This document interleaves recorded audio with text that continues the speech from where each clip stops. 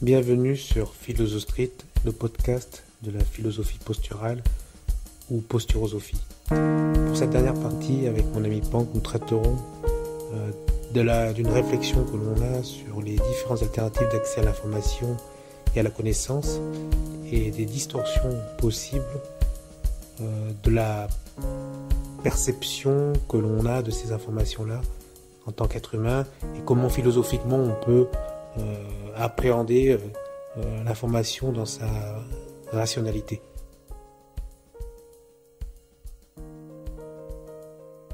Donc, je voudrais rebondir sur le troisième thème que j'avais noté sur cette première session, c'était sur les manières alternatives d'accéder à l'information, c'est-à-dire notamment les podcasts, les YouTube, les lectures.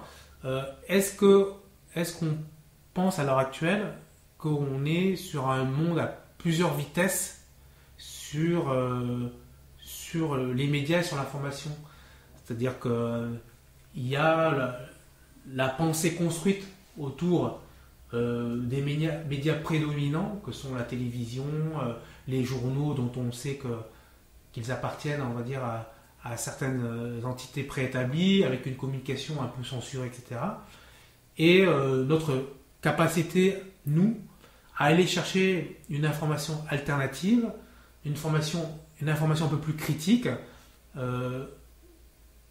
est-ce qu'on a cette possibilité, nous? Est-ce qu'on peut, à nos auditeurs, leur donner cette faculté de se dire...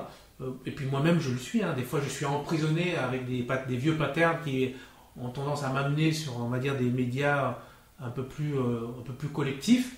Et est-ce qu'on peut quitter un peu ce monde-là et puis se créer sa pensée, sa propre pensée avec ce que nous on va aller tirer? Est-ce que nous-mêmes on n'a pas ces vieux leviers qui nous ramènent fatalement vers des pensées un peu plus communes? Quel est notre degré de liberté face aux médias alternatifs, face à la pensée alternative et face, on va dire, à une forme de liberté de pensée, voilà, que l'on va plus facilement retrouver dans ces autres médias? Et est-ce qu'on n'est pas, quelque part, une fois qu'on est perdu là-dedans, on a envie, en se rassurant, d'aller vers des vieux médias classiques que sont les journaux? Voilà, quel est notre degré de liberté vis-à-vis de l'information alternative? Pour moi, on n'en a pas. Pour moi, on n'en a pas parce que c'est une grosse illusion de croire que on a la capacité d'avoir des informations alternatives, dans le sens où on reprend la notion vraiment de base. L'information, c'est donc une donnée qu'on peut avoir, mais logiquement, si ça passait dans des journaux, le principe journalistique qui est repris logiquement par les grands médias, mais effectivement, comme tu dis, parfois c'est trop orienté, parfois les journalistes eux-mêmes sont muselés, ne peuvent pas faire les choses où aujourd'hui on n'est que sur de l'information à chaud, ce qui fait qu'il n'y a aucun boulot journalistique de fond, c'est déjà d'aller croiser des infos. Sauf que nous, on ne peut pas croiser des infos sur des faits où on n'y est même pas présent. C'est-à-dire qu'à la limite, on serait dans une proximité. L'information de proximité, là, on pourrait y faire quelque chose. Il se passe quelque chose dans ma ville, je vais aller voir les agents de police, je vais aller voir le voisin, je vais aller voir le passant. D'accord ? Là, je vais avoir des informations de quelque chose qui a été vécu en direct par des personnes. À savoir que déjà, leur filtre sera changé, perçu par un conditionnement de questionnement qui a déjà été proposé. Donc, l'info, elle va être déjà distordue. On revient sur le message, on revient sur la com. Mais à la limite, je suis en proximité. Donc, je peux avoir une réalité. Je reviens sur la notion de départ qu'on avait avec la philosophie. Le problème, tout comme l'information, c'est que très souvent, ce n'est pas des choses qui sont vécues. Donc, si elles ne sont pas vécues, elles sont véhiculées par un cheminement qui a déjà été mis en place. Le mec qui nous fait une information alternative sur son site, son blog ou son podcast, c'est déjà quelque chose qu'il a peut-être lu, qu'il n'a même pas vu. C'est-à-dire que l'info, il a même pas lui-même cherché dans du concret. Il a peut-être pris des infos du FBI qui ont été reprises sur le site B24, qui est allé sur le site C52, et après, lui, au bout de 17 fois, il a commencé à lire ce truc-là, qu'il a lu en entier, mais qui était déjà séquencé, qui est déjà donc pas une vraie information, parce qu'il n'est pas allé à la source, et parce que la source, peut-être, on ne peut même pas la voir. Donc, dire ouais, je vais avoir des infos alternatives, la plupart du temps, c'est des infos qui sont tronquées, qui sont pas justes et qui sont tellement éloignées de nous qu'en réalité, on est juste en train de se nourrir de théories X ou Y qui sont super intéressantes, mais qui ne sont pas une réalité en tant que telle. Alors après, on va avoir la difficulté de qu'est-ce que la réalité, à savoir que là, on reviendrait sur une notion de base. Si tu vois un accident, toi tu le vois d'un côté, je le vois d'un autre, on ne va pas avoir vu le même accident. D'accord ? On le sait bien. D'où le principe journalistique de recoupage de l'information. Qu'est-ce que tu as vu ? Qu'est-ce qu'il a vu ? Qu'est-ce qu'a vu la troisième personne ? Qu'est-ce qu'a vécu la personne à l'intérieur si elle est encore dedans, quoi, si elle est encore vivante, etc., etc. Et là, on va commencer à recouper. Ce qui ne donnera déjà qu'une information qui sera... On va tendre à être le plus juste possible, mais qui ne le sera pas. Qui sera juste une perception écrite par un journaliste. Donc, allez chercher au travers d'Internet cette notion à dire « Ouais, mais c'est cool, on peut avoir toutes les infos. » Mais quelle info de quel cadre ? Il y a plein de notions qui sont lancées aujourd'hui sur Internet où on dit bah je sais, on a vu, etc. On connaît les hoax, on connaît les fake news. On sait que aujourd'hui, et moi c'est pour moi le vrai problème, c'est qu'aujourd'hui tout va vite. Tout va vite, donc tout, et on va reprendre comme la philosophie. La philosophie c'est quelque chose qui est vécu et après c'est quelque chose qui va être vu. Donc ce que tu donnais tout à l'heure, une philosophie vécue comme j'ai une valeur qui est liée au fait d'aider les gens, j'y vais, et là dans le vécu, il y a quelqu'un d'autre qui croise sur la même philosophie, on vit quelque chose ensemble. Et après, il y a une notion où on va théoriser ce qu'on est en train de vivre à un moment donné. On va avoir le même problème dans la notion d'info. C'est qu'à un moment donné, on va avoir l'information rapide à chaud, Twitter, les vidéos. Dans un cadre qu'on ne connaît pas à un moment donné, donc on a 17 secondes d'une vidéo, parce que le mec, le temps qu'il sorte le téléphone, on ne sait pas l'avant, on ne sait pas l'après, on ne sait pas donc les circonstances. On va commencer à se dire ça c'est une info, on va la prendre, on va avoir aucun recul, comme en philo, et on va prendre ça comme étant l'information primordiale. Et donc à partir de là, on va commencer à interpréter, et il va y avoir des alternatives qui vont interpréter autrement. Mais on n'aura jamais la réalité de ce qui s'est passé. Le fait que tout soit information à chaud, et moi c'est ce que je critique énormément aujourd'hui aux journalistes, qu'importe qu'ils soient sur le net ou qu'ils soient sur les grands médias, ils veulent te filer du Twitter, ils te filent 120 mots pour t'expliquer ce qui est en train de se passer, 120 caractères. On est dans un truc où comment tu vas avoir de l'information réelle si déjà tu ne prends pas le temps de capter un ensemble de canaux d'information, de commencer à les traduire, de voir les origines de ces trucs-là, d'aller les vérifier. N'oublie pas, il y a une notion de vérification. Et après, de toi te faire une conclusion. Qui, aujourd'hui, a le temps de faire ça ? Donc, quand on dit, est-ce qu'on peut, avec ce qu'on a aujourd'hui, le faire ? Peut-être. Mais moi, j'y crois pas. Parce que on a une vie, on a une famille, on a un boulot, on a du sport, on a du truc. Il te reste combien de temps par jour pour étudier l'information, que ce soit sur des canaux alternatifs ou des canaux mainstream, combien de temps tu passes réellement en contact avec l'information ? Et combien de temps es-tu prêt à passer pour aller rechercher, croiser, vérifier, en allant le plus possible vers les sources d'information ? Non, mais alors, ça c'est intéressant parce que, comme tu dis, on vit dans un monde qui est artificiellement accéléré. Pour plein de raisons qu'on ne va pas évoquer ici, mais. Et une des manières, je pense justement de. Parce que, comme tu dis, on n'a pas le temps d'aller vérifier les sources. Mais ce qu'on peut faire, c'est aiguiser des outils qui sont des outils critiques. Voilà, des outils critiques qui sont amenés notamment par la philosophie, par la compréhension de la sociologie, de la psychologie. C'est-à-dire que quand une information arrive, on va faire preuve de lucidité pour lire derrière l'intention qu'il y a derrière. Pourquoi ? Parce qu'on sait bien que ce que cherchent les médias, c'est à saturer les gens. C'est-à-dire que plus tu bombardes les gens d'informations, de choses et tout, et plus ça peut être plus facile d'orienter le volume, les masses. Et la voie de sortie, une des voies de sortie, ça peut être cette pensée philosophique d'avoir un œil critique, parce que la philosophie c'est aussi ça, c'est avoir un œil critique sur les choses. C'est-à-dire que quand on te sort un fait divers, je prends typiquement voilà, quelqu'un qui s'est fait poignarder dans le métro. Donc derrière, effectivement, l'instinct va dire bah oui, le métro c'est super dangereux. Mais non, en fait, je veux dire, quand tu penses au nombre de gens qui vont dans le métro chaque seconde, tu sais très bien que statistiquement c'est infime. Et tu peux pas. Là, il y a eu un coup de pas de bol, voilà, comme le mec qui a un AVC. Voilà, quelque part, c'est une histoire de pas de bol. Donc là, tu commences à avoir une critique sur l'information, et tu peux décider d'avoir une posture en disant bah oui, c'est comme ça, et puis voilà, mais statistiquement, enfin, je veux dire, la chance de se faire poignarder dans le métro, elle est infime. En plus, on ne connaît pas l'histoire. S'il faut, les gens se connaissaient. Alors, il y a des gens qui vont dire oui, ils ne se connaissaient pas, etc. Comme tu disais, il y a N moyens d'observer le même événement et d'en faire une interprétation de manière N fois. Donc, les probabilités de la véracité des choses, elles sont complètement diminuées, elles sont presque négligeables. Et voilà. Et le problème comme tu dis, du degré de liberté, c'est l'interprétation que tu fais de cet événement-là. Et le problème de cette interprétation, c'est qu'elle suit un algorithme, voilà, qui est appliqué à tous. Et les gens prennent l'algorithme tel qu'il est, et c'est normal d'avoir cet algorithme et d'avoir cette manière d'interpréter ce fait-là de cette manière-là. Donc remontons à la source et essayons justement d'aller casser cette vision un peu erronée de l'observation et se dire, ben voilà, quand un événement arrive vers soi, au-delà du fait que de l'exercice qui est difficile et fastidieux d'aller remonter à la source, d'aller comprendre qui a écrit ça, pour quelle manière elle a fait ça, quel est le degré de distance qu'a l'observateur par rapport à l'information et la véracité de l'information et à l'information qu'il a lui de ce fait-là, et dire ben voilà, les options qui me sont offertes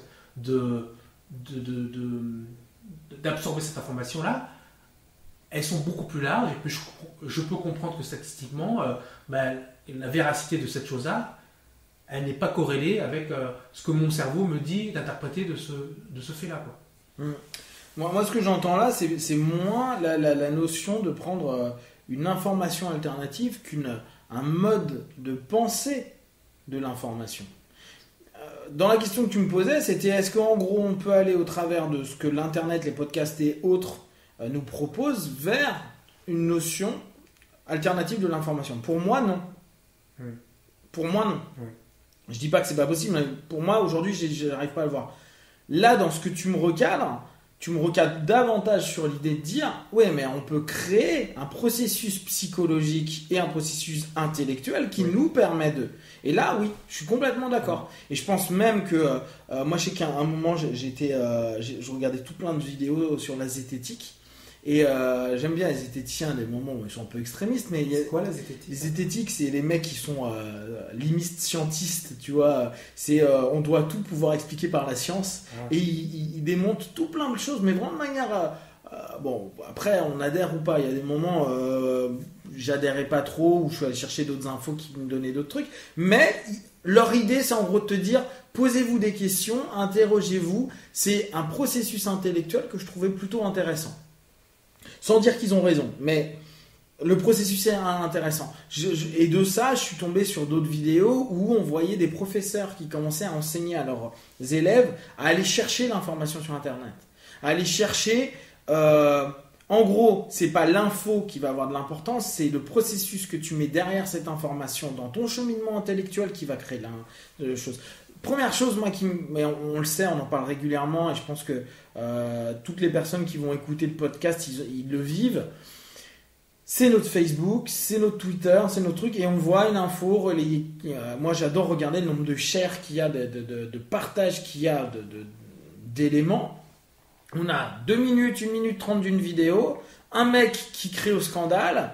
On ne sait pas l'avant, on ne sait pas l'après, on ne sait pas qui est vraiment le gars. Et puis, X mois après, on apprend que le gars, il faisait partie de tel réseau, de tel machin, tel truc. Et là, d'un coup, c'est on s'est fait avoir. Ouais, mais ça, on aurait dû le savoir dès le départ.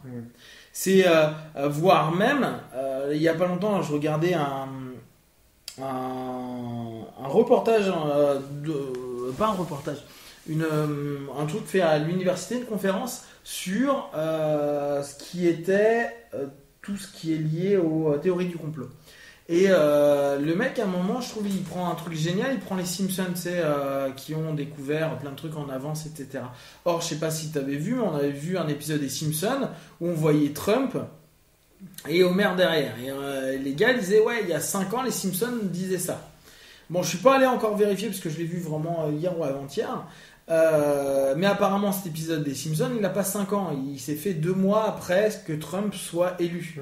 Sauf que sur les médias, qu'est-ce qui est passé? C'est qu'il y a un épisode des Simpsons, tout le monde y adhère, que les Simpsons ont eu parfois des prémonitions qui étaient réelles. N'oublie pas, hein, à partir du moment où on a des notions de focalisation, on veut aussi s'auto-prouver, s'auto-valider les différents éléments que l'on veut croire. Principe de base de la psyché, hein, c'est nos biais cognitifs. Et que donc on t'a dit, bah les Simpsons ils ont aussi prouvé ça, et regardez, ça va jusqu'à Trump, il lève sa main droite pour dire bonjour, il fait un petit signe de la main gauche, et un mec fait tomber sa pancarte. Waouh! Et c'est exactement ce qui s'est passé dans la réalité. Oui, parce que ça a été repris, mais en fait après. Et nous, on est tous basés sur waouh, les Simpsons prédisent l'avenir. Non, on s'est mal informé. Et parfois c'est sur un truc infime comme ça, c'est pas faux. Les Simpsons ont fait un épisode qui fait ça et tu peux le mettre en parallèle avec la réalité. Sauf que notre info de départ, c'était il y a 5 ans, et faux. Et tout ça, ça change tout. Et ça, on ne nous apprend pas à le faire. Or là, ce que je voyais, c'est des professeurs qui disaient, voilà, allez d'abord chercher si c'est un hoax. Donc si l'info n'a pas déjà existé, allez copier l'image qu'il y a dans Google Pictures et vérifier si elle n'a pas déjà sorti ailleurs. Ne serait-ce qu'avoir une notion de décodage de l'information, une philosophie de la conscience de l'information. Et de là, apprendre, tout à l'heure tu parlais d'autodéfense intellectuelle, etc. C'est vraiment ça, de commencer à créer quelque chose qui va nous permettre de prendre de la distance sur de l'info, que ce soit mainstream ou pas mainstream. Ce qui est marrant, c'est que les gens qui sont tellement anti-mainstream, ils sont exactement aussi cons avec le non-mainstream. Ils disent, ouais, on nous manipule avec le mainstream, par contre, un petit truc que 3 connards ont balancé sur Internet, c'est plus juste. Hein? Pourquoi? Parce que eux, ils sont contre les mainstream? Rien à voir. On doit, d'un côté comme de l'autre, se dire, il y a, et tu l'as très bien dit, une orientation philosophique, psychologique, politique, qu'importe, par la personne qui est en train de diffuser l'info. L'info, c'est une orientation vers quelque chose. D'accord? Il n'y a aucune fois où une information est neutre. Je te donne pas une info pour rien. Je te donne une info parce que je veux t'orienter quelque part. N'importe quel être humain le fait. Tu communiques pour avoir un résultat. Je reprends cette notion-là, elle est importante. Tout être humain communique pour obtenir un résultat. Même si tu te plains, même si tu fais une blague, même si... Tout ce que tu fais, c'est pour qu'il y ait un but. Tu ne parles pas, tu ne communiques pas pour rien. Donc, quand tu fais un relais d'information, c'est que ça valide une de tes pensées, c'est une orientation que tu veux avoir, c'est quelque chose que tu veux faire comprendre, c'est plein de messages. Et c'est ça que nous, on doit avoir une posture philosophique, informative, psychologique, qui nous permette de dire, attends mec, même si je veux quand même me faire avoir en partie, qu'est-ce que c'est l'origine? Comment, pourquoi, etc. Mais pour moi, c'est pas l'Internet qui va nous donner ça. L'Internet va simplement nous donner une base de données potentielle qu'on peut aller exploiter. Mais ça va être le processus intellectuel qu'on va mettre en place. Donc une éducation qu'on devrait tous prendre le temps de s'auto-faire. Si on ne nous l'a pas fait, c'est à nous de le faire. Et il ne faut pas gueuler sur les institutions et tout. Il faut se poser la question sur nous-mêmes, de dire qu'est-ce que je peux faire pour être plus ouvert à ça. Et là, vous pouvez lire des bouquins, vous pouvez être en accord ou en désaccord avec le mainstream, mais il y a des choses intéressantes. Prendre des trucs alternatifs, il y a des trucs bons et moins bons. C'est à nous, petit à petit, de nous structurer, d'apprendre, rencontrer des gens, discuter, ne pas être d'accord, accepter le fait de ne pas être d'accord, et que l'autre ne sera jamais d'accord avec toi, et te dire, ok, mais qu'est-ce que moi, ça me permet de faire et d'évoluer dans mon cheminement. Et ça, je pense que ça a beaucoup d'importance. Je trouve que maintenant, avec l'accélération que nous on vit dans nos vies, j'ai l'impression qu'il y a aussi un diktat du repli, c'est-à-dire qu'on se force des fois à avoir des postures très marquées par rapport à une situation. Donc on voit les gens qui sont pour l'argent, contre l'argent, il y a des gens qui sont on va dire pour la, je sais pas moi, pour le partage ou contre le partage. Enfin, il y a toutes les positions sont hyper tranchées. Enfin, elles sont quand même tranchées. Et c'est très rare d'avoir. On en parlait l'autre jour. Quand tu discutes avec des gens, donc soit tu valides, soit tu acquiesces. Et tu avais fait le test, ça m'avait marqué. Tu disais, je discute avec des gens et puis ils me disent une position où on n'est pas d'accord. Et à la fin, quand mon partenaire a fini de s'exprimer, même si je suis d'accord, je dis oui, tu as raison. Et toi, tu pars sur ta position qui est complètement tranchée par rapport à la sienne. Et je trouvais ça intéressant parce que ça crée une forme de troisième option un peu hybride où quelque part tu es dans l'acceptation complète de ce que dit l'autre et puis tu continues à dire ce que tu dis. Donc tu peux même pas, enfin la personne en face de toi peut même pas se mettre contre toi. C'est-à-dire que si quelqu'un te dit la Terre est plate et toi tu dis non, t'as pas raison, la Terre est ronde. Et donc là, hop, il y a un choc et il y a quelque part pas de discussion possible et chacun reste sur ses positions tranchées. Un mec te dit la Terre est plate et tu lui dis oui, tu as raison. Moi je pense que la Terre est ronde parce que je trouvais intéressant parce que du coup, la personne qui est en face peut pas trop te contrer parce que tu as dit que tu as raison, mais en même temps, tu offres une autre position. Donc on est dans une situation où il y a une sorte d'option tierce sur la discussion. Et pourquoi j'en viens à cela, c'est que pour les gens, la vie est plus simple si les choses sont dans les cases. On sait bien que, notamment sur ton métier, quand tu dis à quelqu'un, tu fais quoi dans la vie, le mec te met dans cette case. Mais tu n'es pas ton métier, on sait bien que tu n'es pas ton métier. Et pour autant, et moi je fais cette erreur-là, souvent, quand je discute avec les gens, je leur demande le métier parce que je sais qu'intrinsèquement, ça veut dire qu'il passe beaucoup de temps dans son métier, donc ça veut dire que son esprit est formalisé par rapport aux tâches qu'il fait 8 heures par jour, etc. Mais c'est une erreur quelque part parce que on peut l'avoir enfermé là-dedans, et c'est une erreur de se dire qu'on peut enfermer cette personne là-dedans, alors qu'elle peut être autre chose. Et je pense que, dans la vie, les gens vont assez naturellement mettre les choses dans les cases, et c'est un vrai danger, parce que quand tu mets les choses dans les cases, tu sors pas des cases, et puis tu n'arrives pas à avoir cette pensée tierce, cette troisième option, qui te donne un vrai degré de liberté sur l'observation que tu as des faits.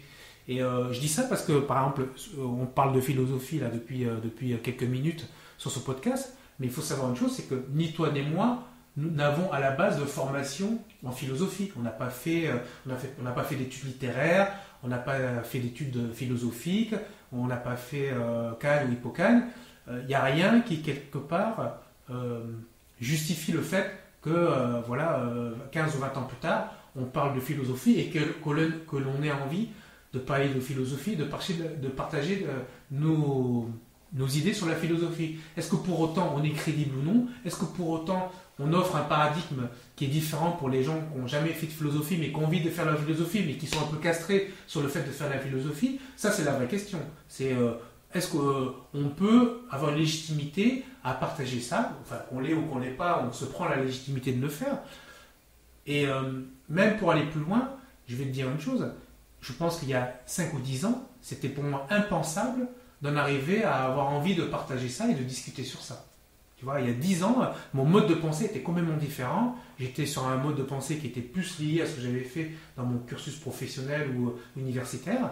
Et puis, j'en arrive là à dire que j'ai le droit d'aller sur ce terrain-là et j'ai même le droit de prendre ce que j'ai appris sur ce terrain-là et l'appliquer dans mon domaine professionnel. Et je peux continuer à avoir des postures beaucoup moins critiques sur ce que j'ai fait ou ce que je n'ai pas fait, et je peux tout mélanger. Je pense vraiment que la théorie du tout est quelque chose qui est applicable sur ma manière de voir les choses.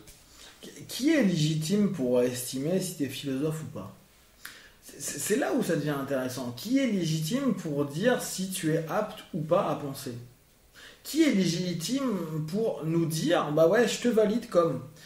N'oublie pas, on a réussi à valider des gens comme étant des références alors qu'ils font des vidéos YouTube. Et ça devient des personnes de référence. C'est-à-dire que c'est même des personnes sur lesquelles d'autres personnes vont se poser parce qu'ils ont un nombre de vues. Donc en gros, ta légitimité, elle vient à partir du moment où il y a beaucoup de monde qui adhère à ce que tu dis, qui te suivent. Comment ça fonctionne la légitimité? On n'est pas là sur des notions où il y a une réponse qui est juste. On n'est pas dans une réponse mathématique. On n'est pas dans une réponse logique. Comme la psycho, c'est une science molle. Donc il n'y a rien qui est absolu. On veut absolument faire passer des notions hyper scientifiques dans la psychologie et on galère parce qu'on se rend compte qu'à chaque fois il y a des biais. Il y a plein de biais. Donc les gars créent de plus en plus d'expériences pour dire non, mais c'est scientifique, hein, on l'a scientifiquement prouvé. Mais c'est compliqué. La philo, c'est aussi quelque chose d'hyper malléable. Qui est-ce qui va à un moment donné la crédibilité à une philosophie à une autre? Et encore plus drôle, il y a des philosophies qui ont été oubliées, qui ont été critiquées, des philosophes qu'on a bannis, qu'on a trouvé stupides, idiots, il y a 200 ans, 300 ans, plusieurs siècles, et qui aujourd'hui sont remis au goût du jour à dire non mais en fait ce qu'ils disaient c'était vraiment pas con. Donc dire ouais faut attendre une crédibilité ou en tout cas il y a quelque chose qui devrait valider le fait qu'on puisse partager une envie de parler de philosophie sans référence pure, ce qui n'empêche pas qu'on a pu lire, mais justement pour éviter de remettre à nouveau dans il faut que ce soit une élite qui parle de philosophie, on en est légitime, on a le droit, on peut se donner cette légitimité là, et après c'est les personnes qui écoutent, et au pire même si ça déplaît aux personnes qui écoutent, nous tant que ça nous fait plaisir, j'ai envie de te dire on en a un peu rien à battre.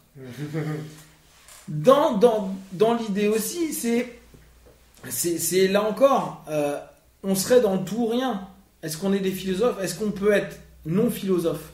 Et on revient sur ce que tu disais tout à l'heure. C'est toujours Internet, et puis de façon générale, l'humain, on aime faire c'est blanc, c'est noir. Alors après, on va un peu donner de coloration, mais on aime bien mettre dans ces cases-là. Donc, en gros, si on n'est pas apte à parler de philosophie, ok, donc on n'est pas philosophe du tout. C'est-à-dire que donc nos pensées, c'est quoi? Et si on est non philosophe, on devient quoi? Si on parle du monde de la pensée, et si on parle de concepts de vie et de questionnement sur la vie, qu'est-ce qu'on est? Des spiritualistes, des déistes, des matérialistes, des immatérialistes, des quoi? Et alors dès lors, et on reprend notre question de fond, c'est quoi être un philosophe? Et parler de philosophie, est-ce que c'est quelqu'un qui l'octroie? Tiens, tu as un DESS ou un master de philo, donc tu peux parler de philosophie. Tu es docteur en philosophie, donc tu as le droit de parler. Tous les autres, ils ferment leur gueule. Non. Donc à quel moment on est dans une case, à quel moment on n'en est pas? Et si on n'est pas dans cette case-là, pourquoi pas? On n'est pas philosophe, qu'est-ce qu'on devient? La question de la légitimité, elle est intéressante parce qu'on voit qu'il y a une sorte de mouvance sur la légitimité. C'est-à-dire que sur Internet, tu vois beaucoup de vulgarisateurs. Donc des gens qui ont pignon sur rue on va dire, sur l'attention des auditeurs ou des internautes qui vont vulgariser des sciences aussi pointues que l'astrophysique, par exemple. Et c'est des gens qui n'ont pas forcément des formations de base dans l'astrophysique, qui n'ont pas forcément un doctorat en physique appliquée ou autre, et qui ont une intelligence pour transmettre des choses assez pointues et qui sont validées derrière. C'est-à-dire que très souvent, ces vulgarisateurs font valider ce qu'ils disent, et ils disent souvent que quand il y a une erreur, ils reviennent dessus et ils vont être réactifs sur une erreur qu'ils ont mise sur leur vidéo de vulgarisation. Et sur la notion de légitimité, moi je trouve ça intéressant parce que on a quelque part la fracture entre... j'aime pas le mot fracture parce que je trouve trop abrupt, mais vraiment on va dire le changement de direction entre un ancien monde et un nouveau monde. C'est-à-dire qu'on a un ancien monde où tu ne pouvais t'exprimer, notamment sur les philosophies, que si tu avais des titres. Et là, on a un nouveau monde où des gens vont avoir un peu plus de notoriété, de reconnaissance, même s'ils n'ont pas les titres en question. Et ça va être validé par les internautes, par le peuple quelque part. La question de légitimité, elle est assez pointue parce que on la voit notamment, c'est le thème, le truc un peu à la mode en ce moment, c'est sur les bitcoins. Il faut savoir que ce qu'il y a derrière les bitcoins, c'est la technologie qu'on appelle blockchain. D'accord ? C'est le chiffrement asymétrique avec un système de clés privées et clés publiques qui fait que il n'y a pas d'autorité tierce qui valide des opérations, mais c'est la validation de plusieurs entités qui vont vérifier l'honnêteté de la transaction.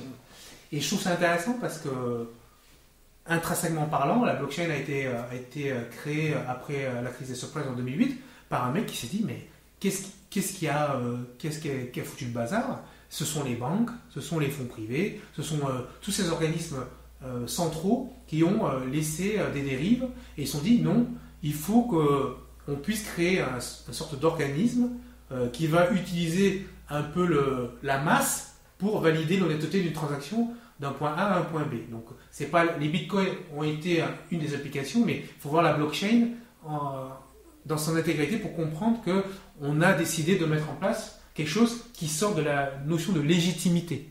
D'accord ? Donc là, vraiment, la notion de légitimité, elle est intéressante parce que là, on est sur un point où on se dit, en fait, je prends la légitimité et je pose mon paradigme avec ma propre légitimité qui va être accordée ou pas, on va dire, par des tierces personnes, et que j'en ai à faire ou pas, c'est une autre question. Mais je peux en avoir rien à faire. C'est-à-dire que ce podcast, on peut traiter philosophie et peut avoir 3 auditeurs, mais c'est pas grave, on va le faire quand même parce que voilà, on est sur la notion de partage et on va créer une légitimité, notre propre légitimité à partager nos pensées philosophiques. Et voilà, c'est là où on est sur un point intéressant de se dire ai-je ou pas la légitimité de partager et à la limite ce que les autres en pensent ou que ce dont pensent les gens légitimes de ce que je vais dire, je m'en contrefiche quelque part. Ouais, mais dans ce cas-là, est-ce qu'on est dans de la légitimité ou de la liberté ? Avant, est-ce qu'on était libre de pouvoir faire de la philosophie si on n'avait pas des degrés de philosophie ? La plupart du temps, c'était compliqué. On n'était peut-être même pas dans le droit d'eux. Imagine, reprendre au niveau des Grecs. Comment ça se passait ? Il y avait certains gars qui allaient, souviens-toi, le forum, quoi. Le forum, c'était parler devant les gens. Donc, est-ce que tu étais suffisamment libre de pouvoir monter sur ce gradin pour parler à la foule ? La procrastination, c'est une histoire de légitimité. Ah, pas toujours. Oui, après toi tu regardes le côté, on va dire, psychologique. Ouais. Mais on sait que souvent, les gens qui se sont retenus et qui sont finalement lancés à partager tout simplement des choses qu'ils avaient envie de dire, pendant très longtemps, ils ne l'ont pas fait parce qu'ils ne se sentaient pas légitimes de le faire. C'est-à-dire de se mettre sous les projecteurs et de dire des choses. Mais je trouve ça charmant, en fait, finalement, comme notion. Non, mais je reviens sur la notion. Est-ce que c'est légitime ou c'est libre ? Est-ce qu'ils se donnaient la liberté de le faire ? Avant même, est-ce qu'il y a la légitimité comme la liberté ou c'est la liberté comme la légitimité ? On peut revenir aux notions des dictionnaires que tu utilises depuis quelques jours. Prendre le mot légitime. La légitimité, tu le prends suivant les définitions des acteurs de la sémantique et puis décortiquer chacun de ces mots de manière sémantique pour comprendre. C'est ça. Si tu peux l'associer à la notion de liberté ou de la notion d'autorité de régulation peut-être, ou je sais pas. Là on prend bon là j'ai pris le premier, on tombe sur Wiki, on va prendre Larousse, je préfère. Hop. Sur Larousse, caractère de ce qui est fondé en droit. Donc tu vois, il y a déjà la notion de droit, ce qui change beaucoup de choses. Qualité de ce qui est équitable, fondé en justice. On revient à cette notion de droit. Qualité d'un enfant légitime, bon, ok, et qualité d'un pouvoir d'être conforme aux croyances des gouvernés quant à ses origines et à ses formes. Donc il y a une espèce quand même de truc. Tu vois, la notion, le fait qu'il y ait droit, justice, gouverné, conforme à, derrière on va avoir la notion de est-ce qu'on est libre par rapport à du droit, par rapport à une justice, par rapport à de l'équité, etc., etc. Moi, je pense que c'est d'abord être libre et après, tu te conformes ou pas. Parce que, en gros, c'est par rapport à des normes, des règles. Tu peux te dire, est-ce que Trump est légitime dans son rôle de président ? Est-ce que Schwarzenegger était légitime dans son rôle de gouverneur ? Tu vois, enfin... Mais il était libre, en tout cas, de se présenter. Et voilà. Donc, moi, je pense qu'en amont, c'est déjà accepter la liberté de pouvoir le faire. Après, la légitimité, vu que c'est un cadre qui va te le valider ou pas, du droit, de la justice ou le peuple, c'est encore autre chose. Par contre, si tu te donnes pas le droit de faire des choses, donc tu te donnes pas la liberté de, tu rentres même pas dans ce cadre-là. La philosophie de rue, c'est ça. Est-ce que tu te donnes la liberté de t'exprimer de manière pointue sur des choses ou pas? C'est souvent, les limites que se posent les gens et ça les rend malheureux de ne pas avoir une perception pointue de ce qui leur arrive ou de ce qu'ils observent, et ce qui limite un peu dans les choix, donc contraire à la liberté. Il y a un moment où il faut poser la question aux gens, est-ce qu'ils se donnent la liberté d'accéder à une forme de liberté par le fait d'avoir un raisonnement philosophique, on va dire de rue, parce que voilà, c'est un peu le credo de ce podcast, mais d'avoir une posture philosophique pour observer les choses et avoir un œil plus critique pour tout simplement arriver à la résolution d'une situation qui les met dans une posture d'inconfort. Et là, on touche à un point qui est essentiel, c'est cette légitimité que nous, on prend pour de la liberté, tu peux la prendre. Voilà, tu peux, en écoutant deux pauvres mecs comme nous qui n'avons jamais fait d'études de philosophie pointue, mais se dire que nous, on a pris la légitimité ou la liberté de réfléchir depuis toutes ces années pour accéder à déjà une volonté de s'orienter vers une vérité ou une liberté ou quelle que soit la dénomination que tu donnes à cet objectif-là. Je pense que en tout cas pour moi, cette pensée, elle peut résumer un peu ce premier podcast, de se dire que la philosophie de rue, c'est aussi une forme de légitimité qu'on peut colorer d'une volonté de liberté pour tout un chacun. Mais alors moi je dirais, ça serait de la liberté qui éventuellement pourra être un moment légitime par des tiers, mais à la limite on s'en fout. Voilà. Et être libre, c'est peut-être s'en foutre si on est légitime ou pas. Et puis on peut poser le regard, quelle est la légitimité du regard que les autres ont sur nous, et puis de l'acceptation de ce regard. Et est-ce que tu es libre de ce regard-là? Exactement. Bon, je pense qu'on est pas mal. Regardez, ça fait qu'il y a presque 1h30. 1h30 qu'on papote.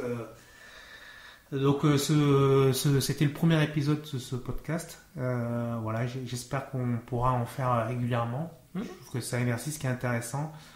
J'ai pas envie de laisser Pank ou d'autres seuls dans l'expression de leur philosophie. Donc j'espère que ce format pourra se réitérer. On va essayer d'en faire rapidement d'autres. Merci. Donc, n'hésitez pas à faire des feedbacks, c'est important parce que très souvent dans ce type d'exercice, c'est intéressant de voir ce qui intéresse moins et juste des feedbacks. Donc, n'hésitez pas à mettre des commentaires